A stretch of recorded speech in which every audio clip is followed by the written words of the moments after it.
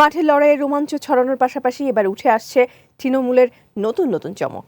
প্রতিভা অন্বেষণ টুর্নামেন্ট নতুন কুড়ি স্পোর্টসে ফুটবল এবং ক্রিকেট দুই বিভাগেই জমে উঠেছে লড়াই। শত প্রতিকূলতা জয় করে জাতীয় মঞ্চে আলো ছড়াচ্ছেন কিশোরী ফুটবলার ফারিয়া।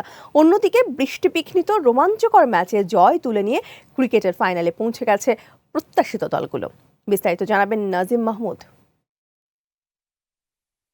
তৃণমূলের প্রতিভা অন্বেষণ টুর্নামেন্ট নতুন করে স্পোর্টসে ফুটবল ও ক্রিকেট দুই বিভাগে ছড়িয়েছে দারুণ রোমাঞ্চ।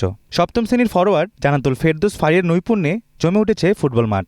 চোট কাটিয়ে জেলা ও বিভাগীয় পর্যায়ে পেরিয়ে জাতীয় মঞ্চে নিজের যাত্রী নিয়েছেন এই কিশোরী। বাক প্রতিবন্ধী বাবা আর দিনমজুর মায়ের দারিদ্র্যকে পেছনে ফেলে ফারিয়া স্বপ্ন দেখছেন দেশের লাল সবুজ পতাকা বহনের। ক্লাস 3 থেকে প্র্যাকটিস শুরু করছি।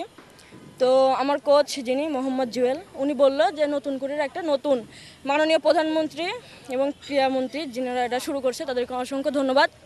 তাদের উদ্দেশ্যে হয়তো আমরা এখানে আসতে পারছি। আমি গোল করছি, ভালো লাগছে, টিমকে জিতাইছি। দেশের জন্য কিছু করতে চাই না, মানুষের বাসায় কাজ করতাম না, কিন্তু নিজের জমি ছিল। আব্বু যেহেতু বাক প্রতিবন্ধী, ধরেন ধান লাগানো কন, পাট লাগানো কন, পাট ধোয়া কন, এইগুলা করি। অন্যদিকে নতুন করে স্পোর্টস ক্রিকেটের বালক ও বালিকা দুই বিভাগেই ফাইনাল নিশ্চিত করেছে 4টি দল। চতুর্থ দিনেও ছিল বৃষ্টির বাধা।